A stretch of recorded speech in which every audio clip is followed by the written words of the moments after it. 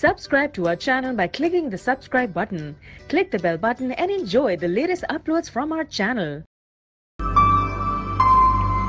Blood pressure जब तेज़ हो या ब्लड प्रेशर का आर्जा महसूस हो रहा हो तो इसको कम करने और इसे कंट्रोल करने के लिए जो दवाएं इस्तेमाल की जाती हैं, उमूमन मशहूर दवाएं हैं जो कि हर फिजिशियन जो है रिकमेंड कर देता है। और किसी को अगर हल्का फुल्का आर्जा भी हो तो वो इन दवाओं की तरफ मुतवज्जे हो जाता है, दवाओं को इस्तेमाल शुरू कर देते हैं। इन दवाओं के जिस्म के ऊपर कई मुज़र असरात ज़ाहिर होते हैं। इन दवाओं का असर गुर्दों के ऊपर पड़ता है, सर दर्द रहने लगता है, आँखों के ऊपर इसका असर पड़ता है, एलर्जी की बहुत सी अलामात इसमें डेवलप हो जाती हैं। मूड स्विंग इन दवाओं की वजह से बहुत ज़्यादा डेवलप होने लगता है। गोया कि हमारे मिजाज में, हमारे मूड में उतार चढ़ाव बहुत ज़्यादा आने लगता है। ब्लड प्रेशर की दवाएं जैसे ही इंसान इस्तेमाल करता रहता है तो गाहे बगाहे ऐसे मरीज़ों के अंदर डिप्रेशन भी देखने में आता है। डिप्रेशन की वजह से इंसान जो है वो अपने कामों के अंदर बेहतर जो है परफॉर्म नहीं कर पाता, जिसकी वजह से वो मज़ीद डिप्रेशन और एंग्जाइटी का शिकार होता है। इसी तरह से आसाबी कमज़ोरी, मर्दाना कमज़ोरी, शुगर की अलामात ये भी साथ साथ डेवलप होने लगती हैं। लिहाजा इसमें हम चाहेंगे कि आप ब्लड प्रेशर से अपनी जान छुड़ाइए और उसके लिए कुदरती और जो तबीई तरीके हैं उनको इख्तियार करें। ब्लड प्रेशर की एक बुनियादी वजह जो हमें बज़ाहिर देखने मिलती है वो एंग्जाइटी, स्ट्रेस, ये एक बुनियादी वजह है।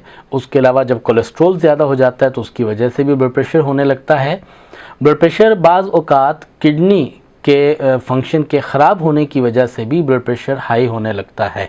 अपनी वजूहात को हम ट्रेस करें और वजूहात को ट्रेस करने के बाद इन तमाम वजूहात का हमें कुरान मजीद, फुरकान हमीद में हल मिलता है।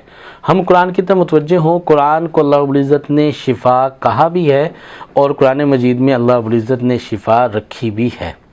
कुरान मजीद के अंदर शिफा है, बस ज़रूरत इस बात की है कि हम उससे शिफा हासिल करने वाले बन जाएं। एक अमूमी तौर पर एक बात देखने में आती है कि जब किसी को ब्लड प्रेशर थोड़ा सा महसूस होता है तो वो फौरी तौर पर डॉक्टर से रुजू करके ब्लड प्रेशर की दवा लेता है, जबकि यहाँ हमसे एक गलती ये होती है कि हमें फ़ौरन दवा के ऊपर नहीं जाना चाहिए।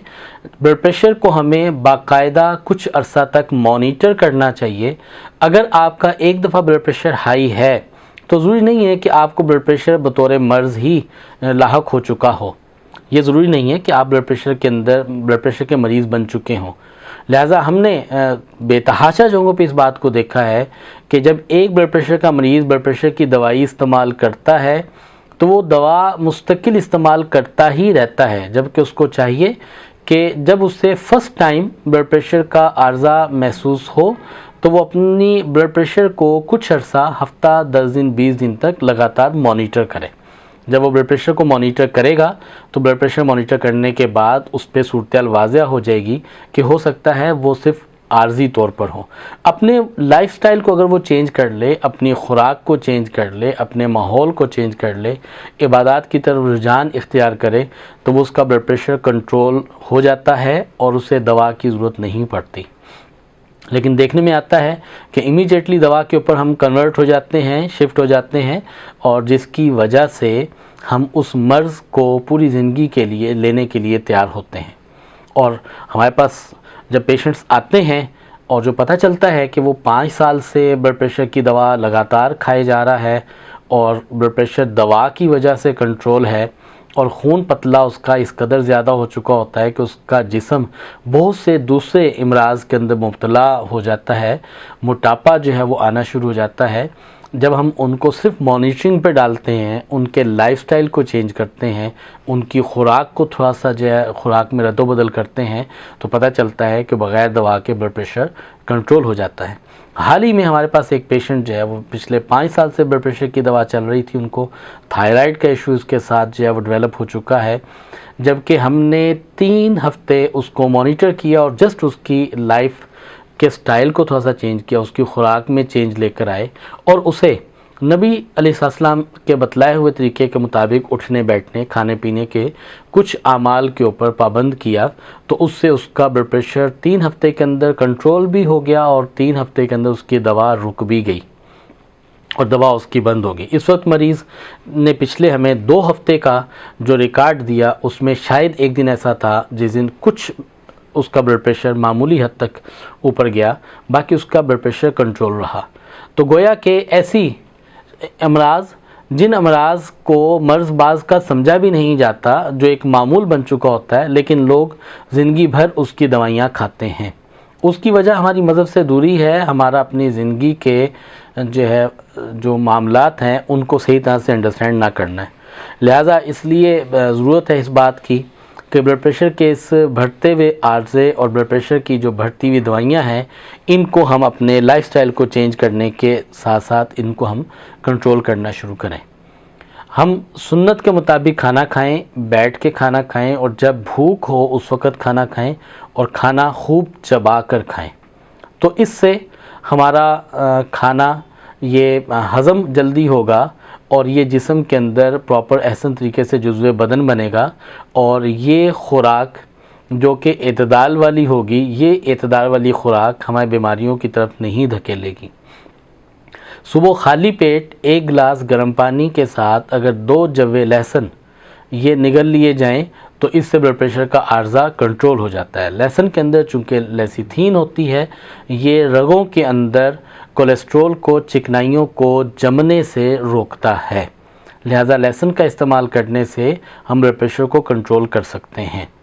اسی طرح اگر آپ کو بلڈ پریشر کسی وقت میں زیادہ محسوس ہو رہا ہے اور آپ یکسوئی کے ساتھ بلڈ پریشر اپنا چیک کر لیجئے، اور چیک کرنے کے بعد یکسوئی کے ساتھ سنت مطابق بیٹھ کر آپ وضو بنا لیں، اور آپ اس کے بعد دوبارہ اپنا بلڈ پریشر چیک کر لیں، تو آپ کو واضح طور پر فرق مل جائے گا وضو کرنے سے پہلے بلڈ پریشر کی پوزیشن کیا تھی اور وضو کرنے کے بعد بلڈ پریشر کی پوزیشن کیا ہے۔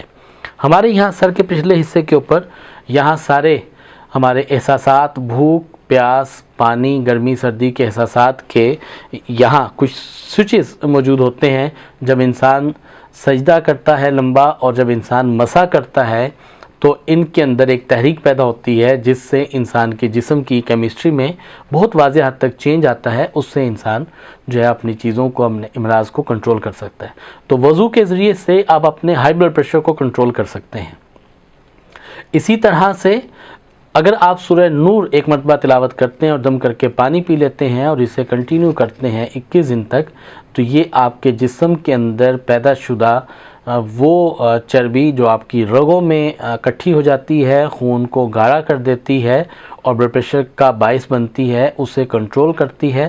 سورہ نور کی تلاوت، اس کی تلاوت یکسوئی سے آپ کیجیے اور اسے 21 دن تک جاری رکھیں، اس سے انشاءاللہ العزیز بہتری آئے گی، اور بہت اچھی بہتری آئے گی۔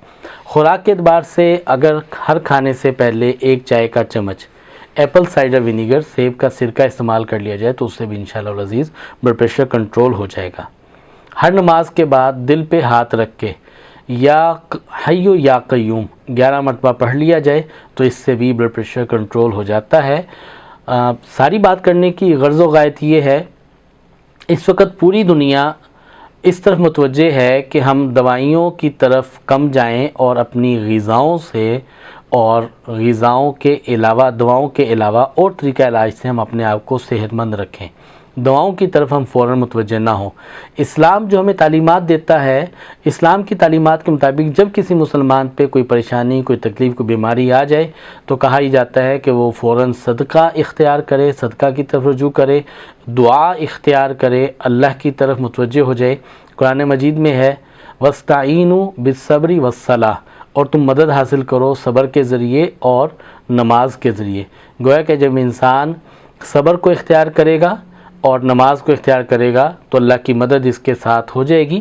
جب ہم اپنی بیماریوں کے اندر فوراً دواؤں کی طرف متوجہ نہ ہوں، بلکہ ہم اپنی بیماریوں کے اندر فوراً اللہ کی طرف متوجہ ہوں، تو ہمیں یہ رویہ ہمیں بہت حد تک بیماریوں سے بھی محفوظ رکھے گا اور دوائیوں کے سائیڈ ایفیکٹ سے بھی بچا لے گا۔